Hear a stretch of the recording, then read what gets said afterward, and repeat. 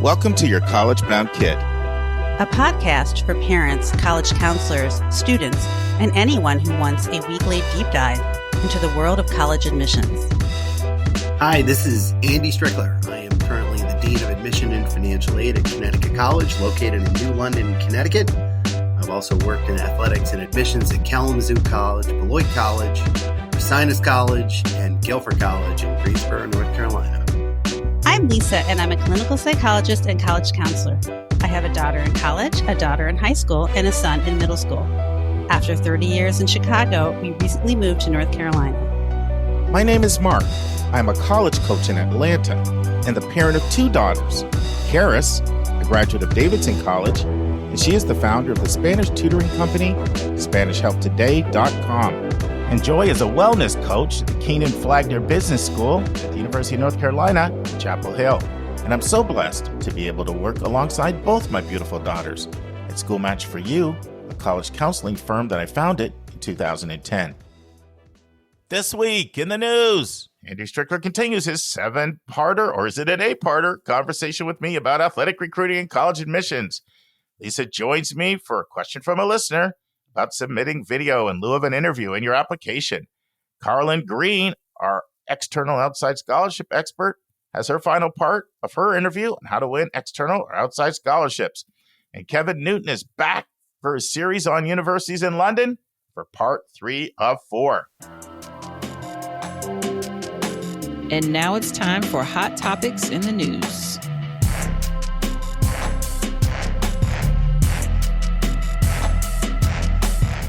Friends, 2 weeks ago, I started a series with Dean of Admission at Connecticut College, Andy Stricker, on how athletic recruiting works at highly selective schools. And this is part 3 of that interview. Hope you enjoy. Were you at Westtown when Mo Bamba was there? No, he was after me, but of course I followed it closely. Yeah, he was offered at Harvard because Tommy Amaker was the coach at Harvard. I think he ended up at Texas for a year before going to the NBA, right? Exactly. Yep, Texas. But he was probably, quote unquote, offered at Harvard at some point during his junior year. And a regular student who applies for admission to Harvard isn't going to find out until December of their senior year. Yeah. So you end up with two, at the earliest, sometimes subtly, but sometimes vastly different timelines. So in the NESCAC, we have some concerns about, the different calendars that exist, but, it's the Wild West when it comes to the timelines surrounding pre-reads that coaches will be asking for them very, very early. NESCAC coaches may be asking for them very early, but we can't start reviewing them until June 15th before the student's senior year of high school. So our timeline across the NESCAC, which is 11 schools, is really firm and set. But it's going to differ for other institutions and other leagues, without a doubt. And if the term NESCAC's new for you listeners, it's just the New England Small College Athletic Conference. It's a group of highly selective schools in New England that are on the same conference, mostly liberal arts and science schools, smaller, I guess Tufts being the biggest one. Yep. And it's one of the most competitive of the D3 conferences. Correct. So who are all the people involved in a pre-read? Really, and again, at the Division III level, it's largely going to be either the head coach or an assistant coach who's the recruiting coordinator, and then the liaison. And sometimes it gets bumped up to the director of admission or the dean, the person who makes the actual admission decisions. I think at some highly selective D1s, you're going to be dealing with extra layers of athletic administration. And this is kind of where the Varsity Blues scandal went off the rails, because coaches were dealing with sometimes a higher level person in the athletic department who was communicating pre-reads to the admission office, and the admission office was communicating back to that athletic administrator. And as a result, there was a point of weakness there where you could corrupt one person and therefore influence an admission process. But it's D3 places I've been, it's the head coach or the recruiting coordinator who's an assistant coach directly to the liaison in the admission office. And then that communication goes one way for the pre-read stuff and then straight back with the evaluation of the pre-read. Let's talk a little bit about the different responses that you can get from a pre-read. So Julia joined me last time when we had the interview, and she wanted me to ask you to explain what is meant by yellow versus green light versus red, because some coaches seem to explain it differently and it's confusing to our students. Can you talk about that a little bit? Yeah, I think the traffic light is a great analogy for a pre-read. And you just think about it like driving down the road, like driving down Lancaster Pike down there in, Lower Merion, Pennsylvania. You see the light's green. Hey, that's a good spot to be. We're going to keep driving. That means the student lives in a zone of academic characteristics that the admission office, for the most part, is comfortable with. Now, does that guarantee admission? Absolutely not. But it's an indicator to the coach that, hey, listen, this is a student that we don't have immediate concerns about, and you should continue the process of recruiting this particular student athlete. Yellow light, well, let's go to the red light. Red light means stop. Okay, running a red light on Lancaster Ave in Lower Merion, Pennsylvania is a really bad idea. You're going to get in a car accident. love your PA references. Come on. The only way you run a red light is if you're late to the Phillies game and you got to get to Wawa to get your hoagie on the way to the game. That's the only reason, okay? You're making me hungry. Exactly. But a red light means like the academic characteristics are not in a zone where we are going to find a way to offer admission. You should cease the recruitment of this particular student athlete, period. It's a warning to the coach. Cease and desist, okay? Mm-hmm. And a yellow light is proceed with caution.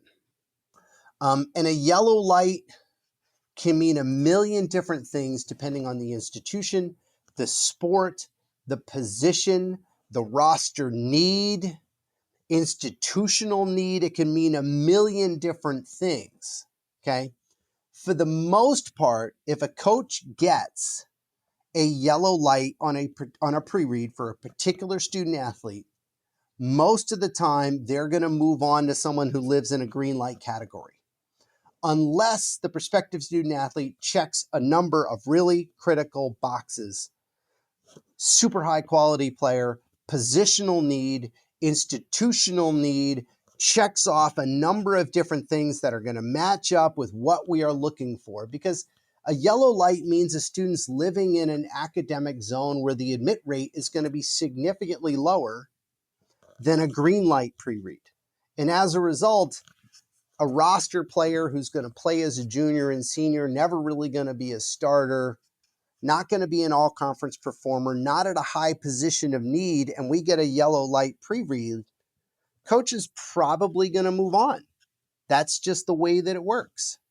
So that's how I would describe it. The green light, yellow light, red light. Most of the time we see a yellow light, we're going to stop because we don't want to be caught running a red light. We don't want to run the risk of doing X, Y, and Z. Same thing with a pre-read. They're going to be smaller circumstances by which a yellow light, we will proceed through and continue the recruitment of that particular student athlete. So if a student, so it's pretty clear. On green looks highly probable. Mm-hmm. Red, it's not going to happen. Correct. If a student gets a yellow, do you recommend they move on, or do you recommend they follow up and say, what does this mean? What would it take for me to become a green? I would actually ask, how far up your recruit list am I? Yeah. And how critical am I to the program? Mm-hmm. Most of the time, a student who has a particular academic characteristic set, which would land in a yellow light, right? Right. They have one last semester. And really, it's only half a semester by which they could change their academic characteristics. They're not going to double the rigor on their course load. Sure. And even if they get all A's in all APs or IBs or most advanced classes, the chances of moving the needle a significant amount in half a semester senior year is going to be challenging. So the only way it's probably going to happen is if they're just a really high priority recruit and they have a good semester. Yep. Yeah. Mm-hmm. And I think that's a point where you can have a really honest, upfront conversation with the coach about, okay, how far up your recruit list am I? How much risk am I taking if I decide to apply to your institution early decision and try to make this happen? I think that's a fair conversation for any student athlete to have with a coach. And I would say if you're not getting an honest, transparent answer back, that to me is a bit of a red flag. And I know some schools, they may not use the term red, green, yellow, but they basically are like, they use terms like, almost assuredly, could go either way, unlikely, which is basically just proxy for that, right? Yeah. When we hear that language. Yep. Now, I'll tell you something else that I've seen. Sure. In fact, a student I worked with, I'll even mention the school, Occidental College. Okay. And the student was a very strong student. So the pre-read came back and they used a 1 to 5 scale. Okay. 5 was pretty much a lock. 4 was a probable. 3 could, you can figure it out. I won't go all the way down. Yep. But this was the read that came back. You're a 5 for early decision and you're a 4 in regular. Yep. Can you talk about that? Have you seen that before, Andy? Oh, 100%. So let's talk a little bit about when the pre-read is contingent upon you applying ED and when it's not. What does that look like? This stuff is complicated, isn't it, Andy? It's 100% complicated. And I'll be 100% honest that early decision many times work in the institution's favor. Sure.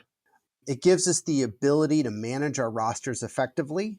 Mm-hmm. For a dean of admission, it gives us the opportunity to land a significant percentage of our class early in the process. And I think this 4 in regular decision, 5 in early decision also is a level of transparency that can really suit the student athlete. That if that student says, listen, I really want to be at Oxy, and they say, listen, if you're an early decision, it's a slam dunk. That says something to me. So I've seen it. We use it. I mean, I just had a conversation with one of our coaches earlier today. I will not mention the program, but the coach texted me and said, hey, can I get a pre-read on so-and-so?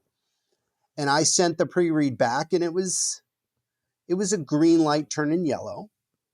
And I was very transparent. I said, if this student is in early decision, in all likelihood, I'm going to snatch them up. That I think it's very, very likely that we would say yes if this student was in early decision. In regular, because the competition's a little bit different, the pool is thousands of applications larger, it's not as much of a slam dunk. So it's advising a coach as to how I project our committee conversations to be, whether it's, 3.5 months from now when we're doing early decision committee, or 6.5 months from now when we're doing regular decision committee. After being here for 9 years, I know the types of students that if we're looking at an early decision, we're like, okay, yeah, 100% we're taking this student, unless, they're major disciplinary infractions and they bomb 7th semester, yada, yada, yada. So I think it's a level of transparency that can actually serve the student and the family pretty well. I'm going to tell you another situation that happened to me this year. Family reached out to me for some advice. I want to tell you what I said, and then I want you to critique what I said. Because you know this better than I did. Okay. I'm going to name a school. I'm not going to name a sport, and I'm not going to say what state they're from. Pomona College. Student gets, and I will say this, it's an out-of-state student that's coming like all the way from the other side of the country. I'll say that. Okay. So July 21st, 22nd, one of those days, can't remember which one, but it was one of those. The student is told that they passed the pre-read. Okay. And so they are making plans because they haven't been there and they certainly don't want to make any commitment. Yep. So they say they make plans to get there August 2nd. Okay. 10 days later. Yeah. And then the conversation with the coach is, listen, we want to come out there, but we don't want to come all the way there if you're going to turn around and tell us when we get there that there's not a spot. Right. So the coach says, well, I can't guarantee that. But then the coach acts very interested. And then the athlete says, and you also said to me that you were going to let me talk to somebody on the team. So then the coach has somebody from the team call or contact within 30 minutes. Right. So here's what I thought was going on, and I want you to critique this. I said it could be one of three things. They could have people that are higher up on the board than you, and that they're also working and they're waiting to see who else commits. That could be one scenario. They could want to see how the in-person visit goes and see if there's a comfort level with you and with the team and the coaches and the players and do all that. Yes. Or they could be trying to use the leverage of early decision to try to, sort of put it out there, would make it sound like, well, an ED would really help here, and trying to use that leverage, because that's what the coach seemed to be angling for. Any thoughts on that? Did I miss something there? Let me ask one question. Sure. Is this a sport with particular positions, and therefore you're limited in terms of the number of players who can play at one particular time? There is, and it's this. We haven't gotten into this, but the difference between time sports and whether they want to call them field evaluation sports, right? This would be a time sport. So, it's pretty clear for certain sports, right? Like swimming and track and crew and golf and tennis, even with the UTR rankings, right? Like versus field hockey, lacrosse, football, baseball, all those sports where you need to look at film and all that. That informs me a little bit. First of all, I think your assessment of that is dead on. The fact that it's a time sport has me leaning or putting a little more emphasis on the third than the first and the second. And remind me what the third was. I know the three I said, but I can't remember the order. The third was leveraging early decision for the institution's best interest. Mm-hmm. Trying to use the, you're only getting in if you apply ED, and therefore you're in some respects leveraging the anxiety of the student and the family because it's a super duper selective place. There's a possibility that may have increased weight. But I think all three are plausible scenarios there. Yeah, it turned out the family took the trip. And the student was really good at just asking direct questions in a real polite way. I know that just because I work with the student. Mm-hmm. And the student was able to ascertain that, how many spots were there and kind of where they were, and they kind of weren't in that top group. Okay. And so they ended up having tremendous transparency from another NESCAC school, and they went ahead and committed. Yeah. And I don't want to say any more because I protect their confidentiality. I totally get it. Yeah. It could be any of those three, depending on how much juice the coach has with the admission office and how they're going to use it. Plenty of coaches care a lot about, like, is this student athlete going to fit with the culture of our team? Because culture is really critical. Sure. And then others are going to try to leverage early decision to try to, gain an early commitment for a student who could be a potential difference maker. So I think all three are very plausible. I think you hit the nail on the head with those three. Friends, this concludes part 3 of my deep dive with Andy Stricker on how athletic recruiting works at Division III schools and highly selective Division I schools. I hope you'll join us next week for part 4. And now it's time for a question from one of our listeners.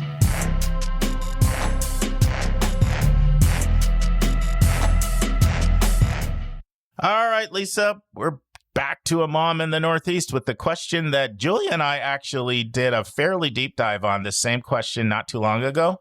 You can check that in our archives. Hi, Mark. I'm a mom in New England. I really love your show. I have a question about video responses that some colleges are asking for now. I've seen some schools like Brown and Bowdoin and Swarthmore have this option, but I'm pretty sure there must be other schools doing this now as well. The websites often say they are optional video responses, but I guess I'm wondering, is optional really optional? Do you have any advice about whether to submit a video or not? For example, what should a student consider in deciding whether to do a video? Finally, do you recommend any resources to students who plan to do this? Thank you so much for your advice and for your podcast. Anything you want to share at all on this one? Yes, I know that videos, they're sort of a newer entrant to college admissions. And I think a lot of people are kind of confused about what to do. and, how much editing should the video have? How much time should they put into it? How fancy should it be? And my impression is that, they kind of don't want like a professionally produced video about you, but they do want a video that is thoughtful. It's not too long, maybe like a couple minutes, where you're kind of emphasizing something about yourself that maybe isn't otherwise available to them in the application. So the first suggestion I have is to be really thoughtful about the content that you're going to use. In your video, maybe write it out, have an outline, and rehearse it before you start recording. The second thing, and this just comes from growing up with a dad who was a television producer, is that, production values matter. And so I will say that for my father, lighting was king. And so, make sure you have good lighting, make sure you don't have anything distracting in your background. He had a particular, he really hated when, people like, you can see the ceiling and the wall and the joint between the set. He felt like that was really distracting. So you need to have yourself angled so you never see where the wall meets the ceiling. And I know he always told me when I was doing Zooms that it was not fair to the people on the other side if I didn't go to the hair and makeup department first. So make sure you're dressed neatly and cleanly and you've brushed your hair. And then I think it should be good, short, sweet, thoughtful, and well lit. I guess those would be my advice. Yeah. And I would say it almost sounds like your first advice contradicts your last about not having the big professional production, maybe you didn't mean that with the lighting and all that. No, I just mean like if you have like music in the background and you're like doing a lot of different editing and there's a lot of things that you can do with videos other than just do one continuous shot, just well lit. I don't think that's professional. I just think that's, Yeah, the biggest thing that I would emphasize the naturalness part. Like I agree with you about not having distractions in the back, but these schools are very serious about not wanting it to be something with a lot of emphasis on like the production side of things. Like, they just really, I think part of it is they want to catch your naturalness of the student. Part of it is they don't want to do something that's going to advantage people that have resources, so that they will all tell you that. Like most of them will say like, your iPhone is perfectly fine. And we really, and they absolutely mean absolutely. That. So I would say like, that's something to keep in mind. I do tell people to do them. I actually do believe in doing them. This is where it's tricky. Some schools really do mean it's optional. They really do. Like Duke is one of the newer ones to start doing these. And basically these have become substitute for interviews. It's just a chance to get a sense of somebody's personality without having to use all the manpower that schools use to run. Like, Harvard had 15, they probably still do. They have over 15,000 alum as part of their alumni network for interviews. 15,000! You know how big of an operation that is to run something like that? So this is a lot easier for schools to manage. A lot of it got birthed out of COVID, and then it kind of caught on, and it is more people going to it. And I get it. It's based off pictures with 1,000. You can sometimes get a sense of somebody a little bit. And it's almost all of them will give you guidelines on time. They're usually really explicit on that. And you'll see a lot of like short 90-second, 60-second. You'll see a lot of stuff like that. They just don't have more time than that. They usually give you guidelines on that. So definitely be yourself. Definitely honor the guidelines that are there. Definitely try to include something that's not, Lisa mentioned this, it's not in other parts of your application. And the other thing that's really important is don't just give me your what, but your why. Like the why is always more important than you need the what in order to establish the why, but the why is always going to be of interest to schools. And so I see that all the time. I know you see it all the time, Lisa, in writing. People go on and on and on about something and they don't deliver the why. And colleges always want to know that why. And so don't have so much on I did this, I did that, I did this. And also it shouldn't be a duplication of your activity section. So you want to always, for any part like this in the application, you always want to ask yourself, it's almost like additional information. Like, what do they not know about me that I can include that may be of value for them understanding me and quite honestly, increasing my value. You are trying to get in, right? So something that they might find of interest that's authentic that Mm-hmm. either hasn't come up anywhere else in the application or it's just been touched on. Like, think about that for what you want to talk about, and then definitely make sure you get your why in, adhere to their guidelines, and be yourself. Like, just be yourself. And I know, now, when would I tell someone not to do it? I mean, only if they were just two reasons. If they were just so painfully shy, or they just really, really strongly didn't want to do it. But I will tell you this, like, I see these video things a lot. It's very similar to interviews. And most colleges will tell you, admission officers will tell you, 98, 99% of interviews do not hurt a student. I mean, I used to do a ton of interviews, especially when I was on the boarding school side, and I'd have maybe one or two a year that would hurt somebody. So they really, you know, they're usually going to fall either in a neutral, non-factor, you know, don't move the needle, just one more piece in the application, or maybe they get a sense of who you are and in a way that adds to your candidacy. But very, very, very rarely are they going to hurt you. It varies from school to school, whether this is a little bit of an interest test to see similar an extra essay, whether or not you're going to just take the easy road out in or go all in. A lot of the more selective schools actually do mean optional when they say optional, but there are some schools that prefer you to do them, even that they're not going to force you to do them. So I say do it because it's just such a small chance that it's going to actually hurt you. Right. Well, and I'm sure that all of the advice that we give, like, this is a TikTok generation. It is. After all. Good point. So they are very sophisticated with making short I know videos. You're right. So, you know, they're probably on it, I would say. Yeah, they are, but it's definitely growing. Like, every year I see that list gets longer of schools that are doing this.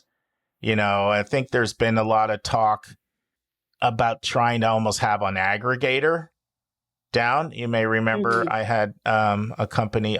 The name of that company was Initial View that was serving in that role for an interview. Because they were trying to, one thing they were hearing as they would talk with schools was you're putting more weight on students. If 6 schools in their pool you have to do an individual video for all of them.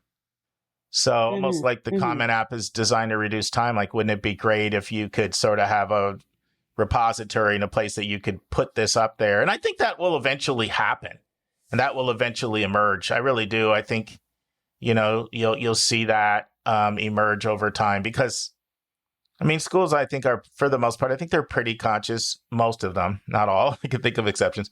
They're pretty conscious of, like, you know, there's a lot of stress kids are under, and are we just making it harder by laying it on? Because, you know, doing one little short video is not that big of a deal, but doing like 4 is a lot, you know? And some of them, they're all different. Like, some of them, boy, they give you the time and they cut you off, and some of them don't let you do retakes. I mean, they're all a little different. So that's the other thing I'd say is read the fine print. Don't think because you've done one, oh, I've got this, because they can be pretty different from school to school. Yeah. Well, hopefully that was helpful, New England mom. Yeah, hopefully so. Yeah, I just don't want these to end up being as stressful as the Common App essay for kids and families. Yeah, you know? And that's why I wanted to get clarification on, like, lighting, makeup, all that stuff. Like, to me, when I start hearing that's stress to me, you know? Well, I know your dad is a TV producer, but it's not that hard to do, you know, but I'm just saying, like, you know, don't, like, lie in your bed, you know, in the dark. I would agree. And kind of, with this hoodie, you know, over your face, and maybe your bangs are in your face, and talk about, you know, something about yourself. I just think that's not going to give you the right impression. You know, I do believe a picture's worth 1,000 words. You know, that's one thing. I know I'm a bigger believer than some are, that, like, these things, a lot of schools will say, hey, don't move the needle. They're rarely dispositive, very few times, if ever, decisions made on them. But picture's worth 1,000 words. You get one shot at a first impression. And, you know, especially, and the reason I'm saying that is because this is just something in general that I'll say. You'll find these kinds of things are rarely done by schools that aren't that selective. And there's a reason for that. schools that aren't as selective, they can't afford to layer too many responsibilities on a family because they're going to say, I'm out.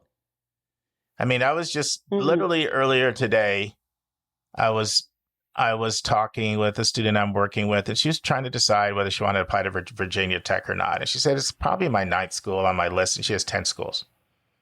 And then she found out, Virginia Tech has those 400 or 520 word questions that have 5 parts to them. And then she looked at that and she said, I'm out. I'm not doing all that. And like, that's most of the time, obviously Virginia Tech is a super in demand school, especially for some of its really strong programs. But for this particular student, it wasn't like, it wasn't her cup of tea. But so notice the names that were mentioned even by the New England mom, like those are really selective, right? And when, I mean, you see this all the time, Lisa, like there's a correlation between the selectivity of the school and how many specific questions they ask you or how long they are. Most people can't get away with MIT, Georgetown, do a whole entire application for us, or Brown, give me eight individual custom prompts, or Penn State Schreier's give me 10 essays, 2 of them are 800 words. Like I'm out of here. Most people are like, there's too many other choices. I don't need all that stress in my life. So this tends to be with very selective schools. And, to quote Janet Rappley, former admission dean at Princeton, I remember her being asked, like, what matters more? Is it this? Is it that? Is it this? Is it that? And her response is, at a highly selective school, everything matters. Right. Do you think that maybe they've become more popular in part because of the Supreme Court ruling? Because if you see somebody, you might have more information about them, either by seeing, their race or ethnicity, or let's say the environment in which they are. Is it another way to try to get that information? I don't think so. Because the way most people are interpreting the ruling, if anything, is not, I see you're a brown kid or an Asian kid or, a Native American kid or whatever. It's more your ability to reflect on how your identity has shaped who you are. I think they become more popular for 2 reasons. One, COVID led to a lot of creativity. It really made it difficult for people to do interviews. And just the manpower that's involved in running a big interview process, it's quite a lot of work. And so it can be an efficient way to get most of the benefit of that without all that work that's involved in running a huge interview program. And even when schools had huge interview programs, they would almost always still not get everybody, because if you're not in a location where an interviewer is close to you. And so kind of the idea that this is more of an egalitarian thing, like most people have a phone and, you can get participation from almost everybody with less manpower, coupled with COVID.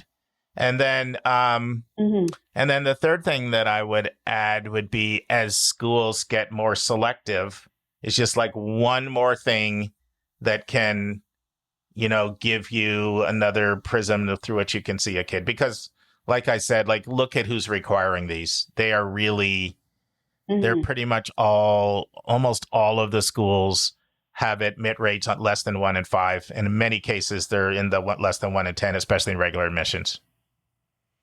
That's just my view, Lisa. I may not be right, but those, and I definitely don't think it's a Supreme Court thing, because, for one, that was just last summer, and these things had picked up their popularity before that.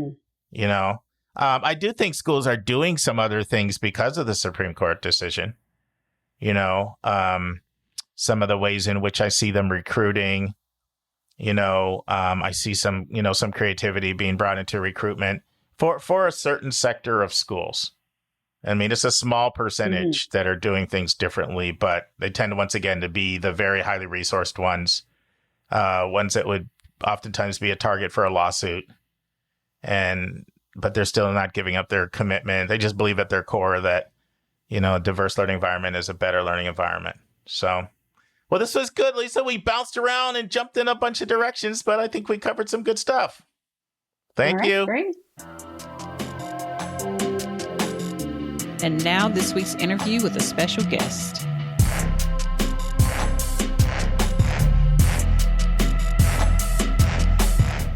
Friends, we've reached the final part of my 4-part interview with Carlynn Greene, also known as the Scholarship Guru.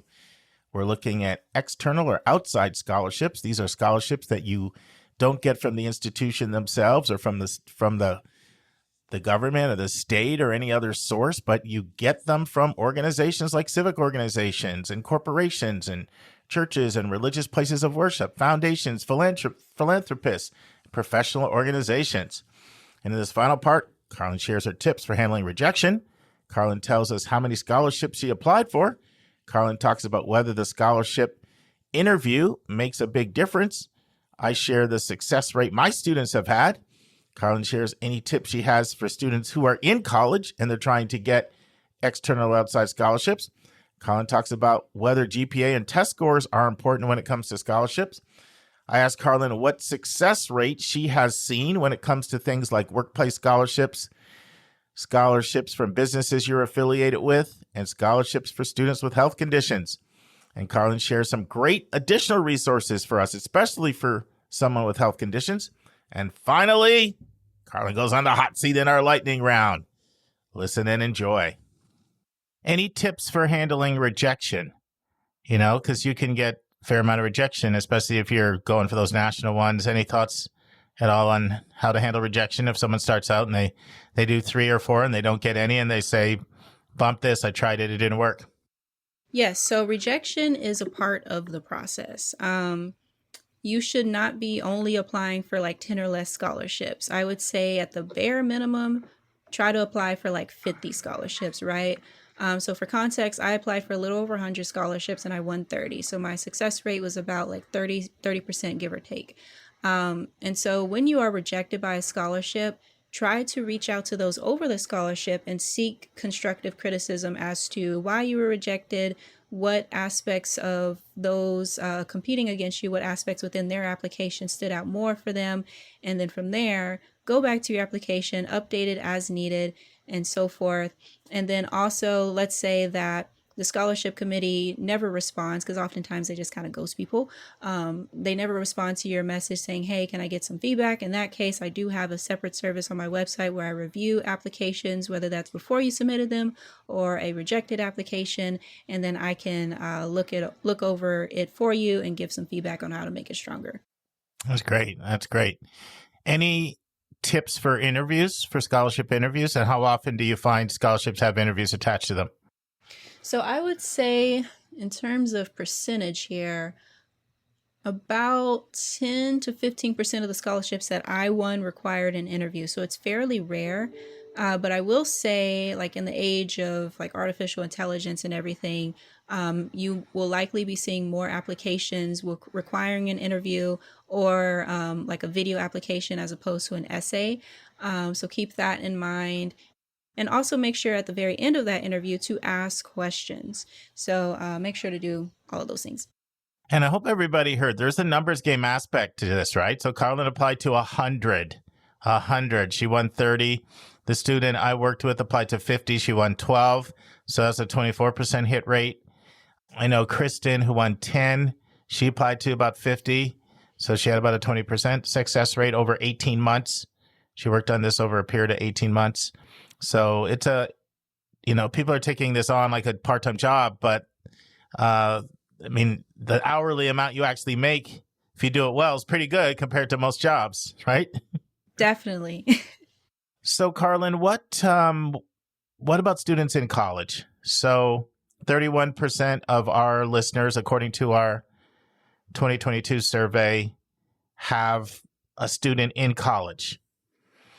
Many of them may find there's a little bit too much month at the end of the money. Any suggestions for students in college for winning scholarships that are any different than what you've said before, that you just want current college students to be more mindful of? Yeah, so especially when you are in college and you already have some experience relating to your major, your field of study, mainly focus on scholarships that are more specific to that, as opposed to ones that are just general and for any type of major. Of course, you can still apply to those, but you're more likely to win those that are more specific to what you're studying. And also make sure as a current college student that you are that your application is up to date to what you are currently doing in college. And I say this because here's just a real life example, right? I had a student, she was a finalist for this $5,000 scholarship. But then they ended up not choosing her. And so I said, you have to get constructive criticism, constructive feedback on as to why they didn't choose you, even though you were so close as a finalist. And their feedback was that she was mentioning too much of what she was doing back in high school and not enough of what she was mentioning, not enough of what she was doing as a current college student. So make sure that you don't dwell too much in the past of all your accomplishments in high school, and more so focus on what you're doing right now as a student and what you hope to do in the future. Carlynn, what about GPA and test scores? Like, how important do you find those are as a correlate to people being successful at winning scholarships? So it depends. Some scholarships will require like a high GPA or test scores even, but then there's also scholarships that don't require a GPA. Like all the scholarships I've ever given out never required a GPA. A lot of the scholarships on bold.org, they don't require a GPA. But if you happen to let's say you don't have a high GPA for whatever reason, like for instance, relating to certain personal circumstances, such as like medical expenses or medical visits or whatever it may be, make sure that you're communicating that within your essay, or even if having a certain X amount of a GPA or test score is required within that application. Again, tying back to what I said earlier with negotiating, ask those over the scholarship committee, hey, I have 90% of what you're looking for, but I don't have this because these certain things happened in my life, or even COVID impacted me, and as a result, I didn't perform as well as I usually do. Even so, can I still apply for that scholarship? Yeah, and I want to talk to you about 3 other areas that my students have been successful with in the past. See if you have any comments on them. I'll throw them all out, that we can go one by one. So one is workplace scholarships. And this could be even like where parents worked or where students had part-time jobs. Like for my very next door neighbor, mom worked for United Airlines, and the student won a United Airlines scholarship. She ended up going to University of Miami, but she was able to use that workplace scholarship. So that's one. Another is just like businesses that you patronize. Like you get your pizza at Domino's Pizza, and you talk to them about like, hey, do you have any scholarships? And then the third one, I'm just going to lay them all out, then we can kind of go one by one. The third one is, I don't know if you would call this special condition, but I'll give you an example. I worked with a student 4 years ago who had stomach cancer at age 12. So she was a cancer survivor. And she won about $35,000 in scholarships, just targeting cancer survivor scholarships. So I'd love to get your thoughts on any of those 3 things, or all of them. So we have workplace, maybe where you work or a parent works, businesses you frequent or patronize, and then like special condition, could be anything. It could be born blind or Down syndrome or anything. Just thoughts? Yes, so definitely look into applying for scholarships in all those different areas, if possible, if applicable to you and your background, and tying to scholarships specific that are for like disabilities and health conditions. On my website, I actually have a free resource that talks about scholarships for those with health conditions, right? So if you go to scholarship-guru.com/disability, there's a free PDF you can download with all these different scholarships, as well as platforms that specifically show you like a search engine, a mini search engine, if you will, for finding scholarships based on health conditions. And I even have a separate book, right, which talks about in detail other ways to save and make money as a student with health conditions, with disabilities. And there's also something called, and I talk about this in more detail within my book, but it's something called vocational rehabilitation, right? And so each state within the United States has this, and a hidden benefit that many people don't realize about it is that sometimes they would be willing to pay for your education fully, and if not that, partially. I had a student here in Texas, he applied for it, and he has ADHD. That's his only condition that he has. And they were willing to pay basically for all of his education. And mind you, this student had already won over $250,000 in like external scholarships after learning from my online course, my program. But then he also applied for this. So even if he hadn't won those scholarships, he still would have qualified for this and had his education fully covered. Awesome. Let's take a break to learn about Mark's recommended resource for the week.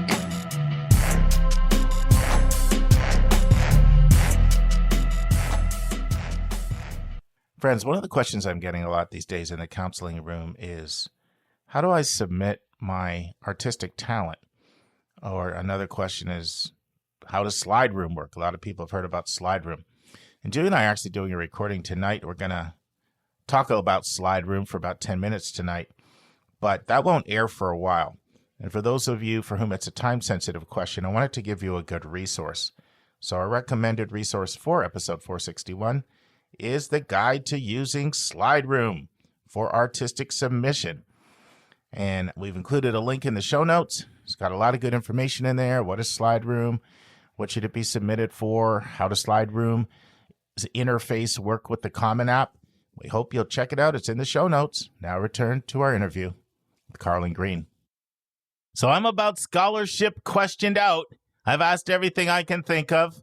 We're about to transition to our hot seat lightning round, but before we do, is there anything you haven't said about scholarships that you want to share before we put a bow on the scholarship portion? Yeah, I would say, what would I say? I want to leave off on a high note here. Let me think. I think you already left on a high note. Free money is very appealing to people. Yeah, I guess I'll just leave it there. What are the hot seat questions? Yeah, and I'm going to say this before I forget. Friends, you're going to want to put October 8th on your calendar because Carlynn's agreed to do a 1-hour webinar where she'll take your questions about scholarships. And you just go to yourcosmokid.com. You'll see the events tab and just go to October 8th and sign up for the Carlynn Greene 1-hour webinar. That'll be 8:30 Eastern, 7:30 Central, 6:30 Mountain, 5:30 Pacific. And just put your questions right into Q&A, and we'll get to as many of them as we can. I was looking before we came on. We already have a nice group signed up already for that. All right, the lightning round. No first-time guest ever gets away without going on. We call it the hot seat, the lightning round. So we can't make any exceptions, including you, Carlynn. So if you couldn't do what you're doing now related to scholarships, things, what are some other things that would be appealing to you? Yeah, so there would be two things. One, the thing that I was doing previously. So I was previously a producer at ABC News Live in relationship to Good Morning America.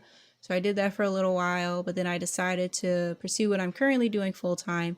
And then another thing I would love to do, maybe starting around like my 30s, is screenwriting. I have so many ideas for original shows and films, and I just really want to tap back into my creative side. You need to connect with Tyler Perry here in Atlanta.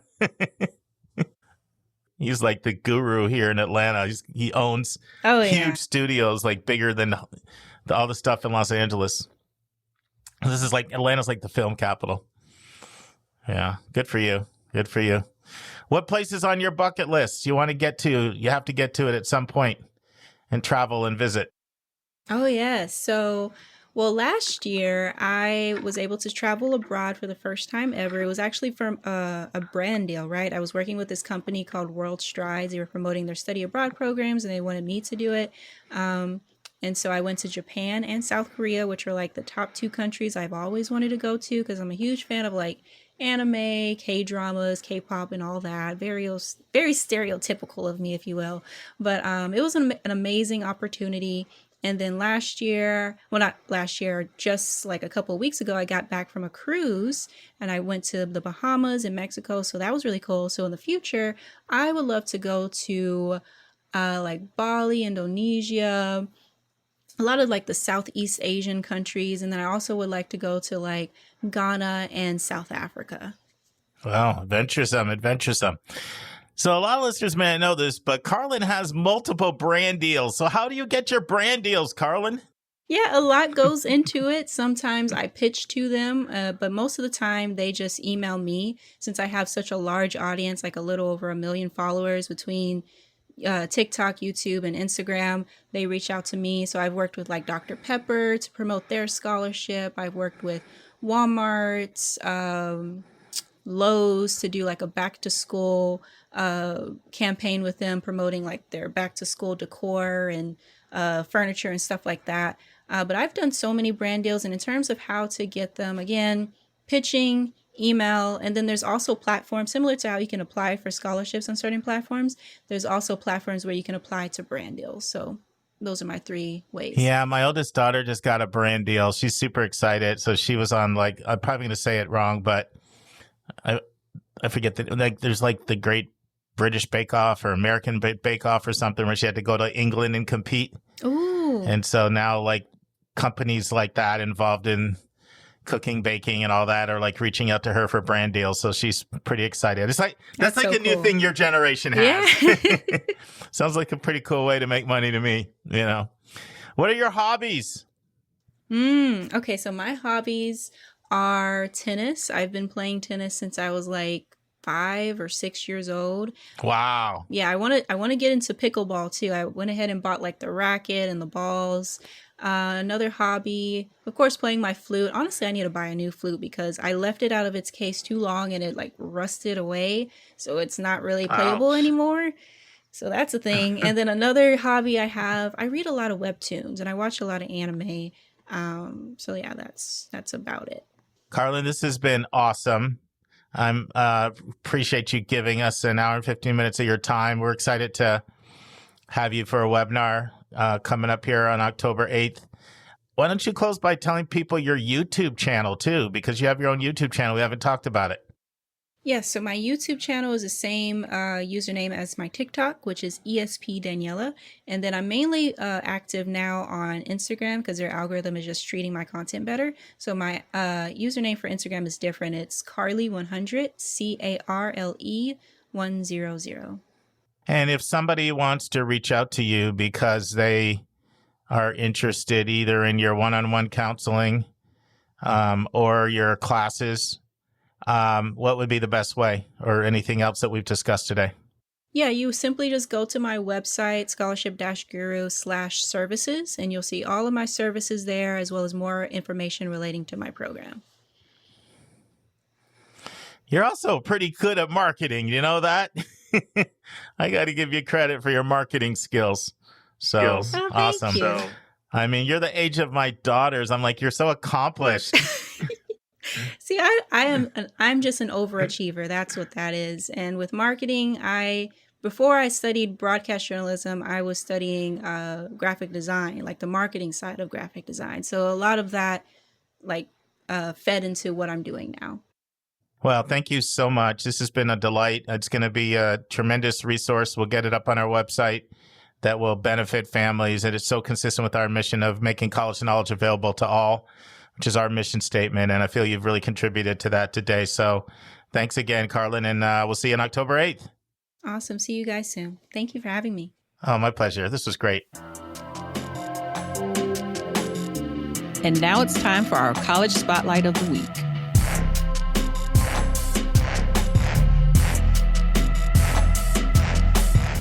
Friends, a couple weeks ago, I started a College Spotlight with Kevin Newton, our international guru, on what are your opportunities if you want to go to London, England. And it's grown into quite the series. And so we initially recorded a 4-part series, and we're going to come back and do 2 more parts down the road. But this is part 3 of 4. Listen and enjoy. Overseas, especially in the UK, you're hitting the ground running. So if it's something that, say, I think we had a case of this happening a couple of years ago. If you've studied a lot of intro to business classes and you're applying for a business administration degree, not anything specialized like finance or marketing or anything like that, just a broad-based business degree. And you can say, hey, well, I was at high school, I was dual enrolled. I took principles of accounting and principles of finance and intro to management and all this. They very well may say, well, we're going to grant you some advanced standing on that. Now, whether or not it makes sense for you to do that differs on everyone's timeline, with regards to internships and things of that nature. But it is something that is more and more British universities are learning how to appeal to Americans. And they know that one of their big selling points is the 3-year degree outside of Scotland versus a 4-year degree.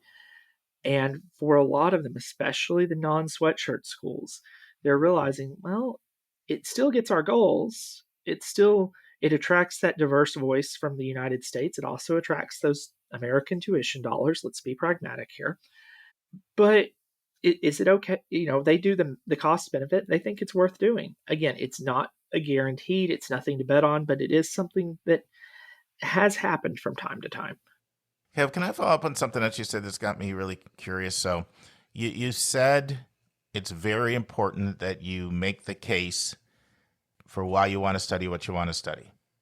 So my question there is, one, do all of them come with essays that students have to write to make their case for why they want to study what they want to study? And here I go, breaking all the rules of question asking, which I do all the time.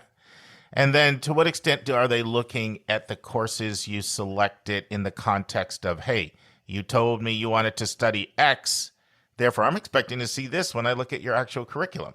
Like, to what degree does the I'm going to evaluate you in the context of what you say you want to study carry over to either courses taken, either just taken or not taken, or the rigor of the courses? So tell me a little bit more about how that evaluation is done. Sure. So for UCAS in particular, everyone gets the same personal statement.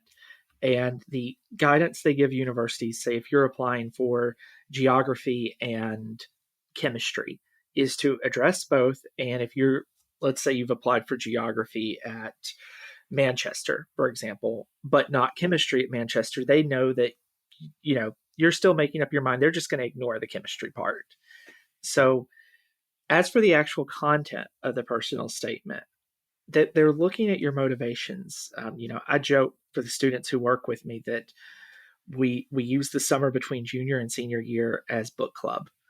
This year, if you were interested in political or in global politics or international relations, we all read Tim Marshall's Prisoners of Geography. And, because it's something that they're reading, that they acknowledge that this is something most British academics at this time in that field are reading. The scientists read, my perpetual favorite for anyone going into biology or public health is The Hot Zone, which is the most terrifying book I've ever read.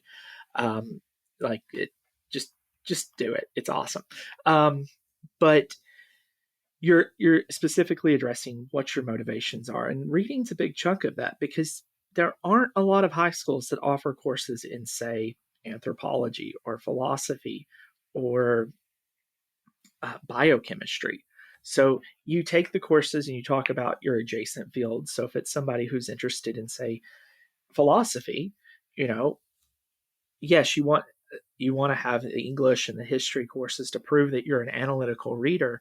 But the best thing you can do in that case is just strike out on your own and really focus on, well, what's worth reading. I'm working with a student right now who, very ambitious individual, and very bright, has read a fair chunk of the standard Western canon of philosophy and is moving into the Eastern canon of philosophy. So his personal statement is this dialogue he's having between these philosophers and himself.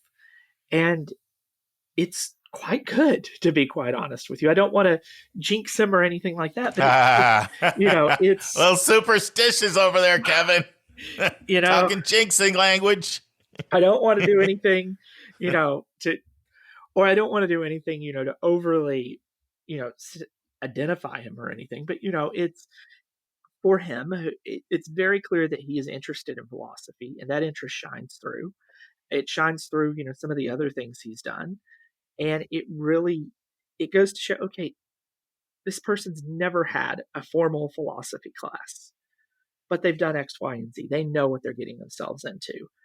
I've got someone else who's interested in public history, and they're really driven by their interaction with, say, different clubs and societies that focus on explaining history, and even viewing public history as a political vehicle. Because, without diving too deep into it, I think there's some pretty different ideas about America's past going on in any given election year. And this individual wants to kind of suss those out and talk about them. That's one of their big motivations. So again, without giving away too much of these people's personal statements, it's something that is, you show your love of the subject vis-a-vis what you've done, especially what you could have done in high school, but outside of class too. And just for clarity's sake, because it could be, I know you've said this before, but not everybody hears every episode. Can you tell our listeners how the UCAS personal statement is different from the Common App personal statement? Sure. So it's changing after this year. It's going over to more of a UC short answer aspect. But so this year, 2024, 2025 is the last year that it's going to be a long form personal statement. And the way I kind of explain it to a lot of my students is take it as a TED Talk. You're giving a TED Talk about why you should get to study this. Whereas in the Common App, I think there are 7 different prompts, and it can range from things, including topic of your choice, by the way. Yeah, and it ranges from things like your interests to any trauma or any challenging thing you faced in the past. And again, if you go to College Confidential or some places like that, you'll see, and Mark, I know you've encountered this as well, people worried about that. And I mean, a lot of times for your personal statement for U.S. schools, it's especially for, more selective schools, it's not in your best interest to make it completely career focused, because you're going to turn around, you're going to have another custom prompt that's going to say, why do you want to study what you want to study? And admission officers want to learn a lot about you from each of those different writing pieces, and they don't want their time to be wasted with the duplication. Right. So you're better off writing about something else. Now, that you can still write about why you want to study what you want to study, but you need to be creative. You need to bring out important things. And if they have that other question, I usually don't recommend it, because it's hard to provide enough different information for it to be, valuable. But yeah, for the U.S. personal statement, it's anything important about you that helps me to understand you, that you care about deeply, that we won't know any other way through your application, that elevates your value. And I can see what you're bringing to our community, but it doesn't have to be related to your career at all. In fact, I would go so far as to say most of the good ones I feel are not. So just a big difference. Right. There is no faster way to see yourself eliminated from UK admissions. Trying to pull a U.S. personal statement over there. Or heaven forbid you do it on a year, like say one of the Dutch universities or something like that. Because again, they want to know that you've put some thought into this. And they feel that there's plenty of free advice through UCAS, through different universities there. And it's all really saying the same thing. Tell us about you and why you're interested in this and why you feel prepared. So I'm not clear, Kev, beyond the personal statement, how else the assessment is done on that. Because you've talked about reading a few times. Are they looking at the books that you've read, or is that needs to be in the personal statement? Are they looking at the courses that you took? Are they looking at the clubs that you joined? Are they looking at like internships or, or experiential things that you've done? You studied abroad and went over here and did, do all those things play a role if they're related to what you want to study, or are they non-factors in the eval? So your courses are listed separately, depending on, how you deem best to kind of go about your application. If you're coming in with a bunch of 5s on your APs, then no one cares that you got to be in ceramics sophomore year. And yes, I'm still nursing that wound. Still bitter about that. I can tell. Your recommendation is going to cover a lot of that, whoever's writing your recommendation, but it's not so much the quantity of books you read. I've got some students who want to include that they've read 40 or 50 of these really seminal works in their field. No one cares. They want to know how deep you've gone into it.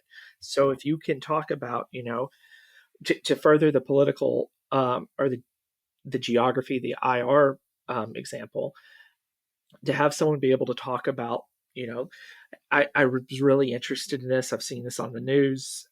So I decided to pick up, Peter Zahan's, I don't know why you would read him, but I'm not going down that field. Disunited Nations, which is actually quite good. It's just, he's always making fun of millennials and their avocado toast. So that's something else I take personally. Or Tim Marshall, or, I've got a student right now who's obsessed with Russian political thought. So he went out and read The Fourth Political Theory by Alexander Dugin, who is Putin's top geopolitical advisor. And he came back and he was like, that was a trip. That was wild.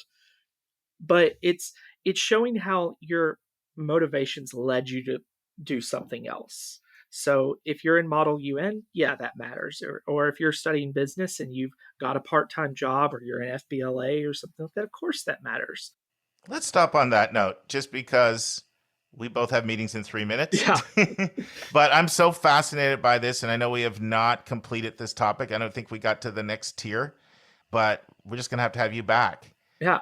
And continue to go into this, because I think London is a very, very attractive place to a lot of people. And the more you talk about it, the more you make it sound more attractive. But I just want to say, Kevin's not going to come on here and say this, but I will.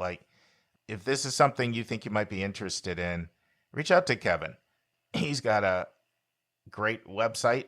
Why don't you share your website, Kev?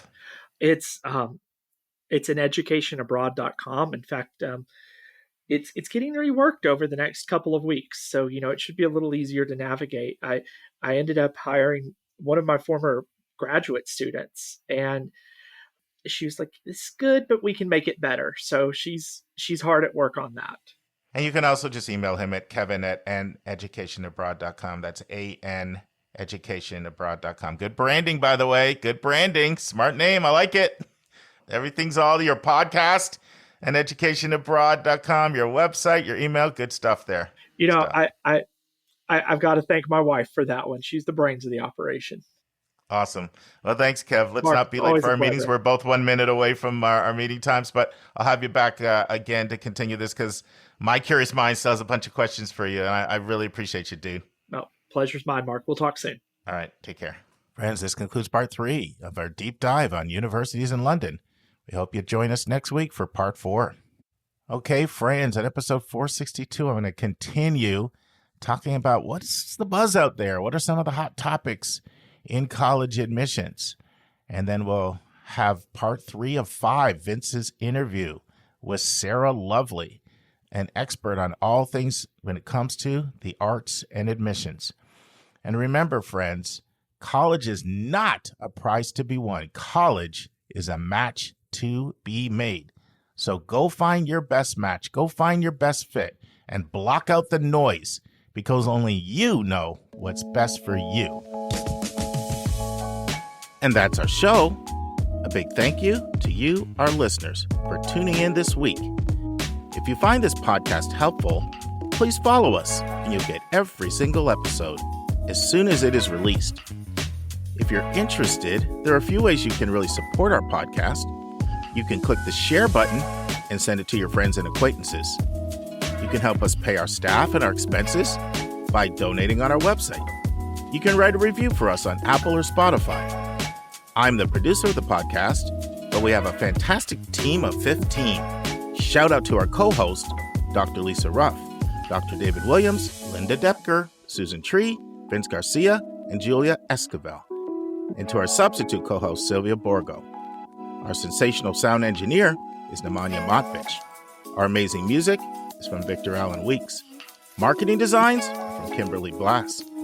Lily Parikh manages our Instagram. Our image editor is Talha Khan. Joy Stucker does our website episode updates. And our webmaster is Stalianos Dimitriou. And if you want to have a coaching session with Lisa, Linda, or me, just text me at 404-664-4340. If you have a question you want us to answer, or if you have a recommended resource or article you think we should discuss, just send it to questions@yourcollegeboundkid.com. Our favorite method is for you to record your own voice at speakpipe.com/YCBK. By the way, check out our website, where you'll find lots of content that is not on any podcast app. Our website is yourcollegeboundkid.com. If you want to learn about other hot admissions topics, follow us on Twitter at YCBK Podcasts. We think of you as our listening family, and we look forward to meeting again with you every single Monday and Thursday.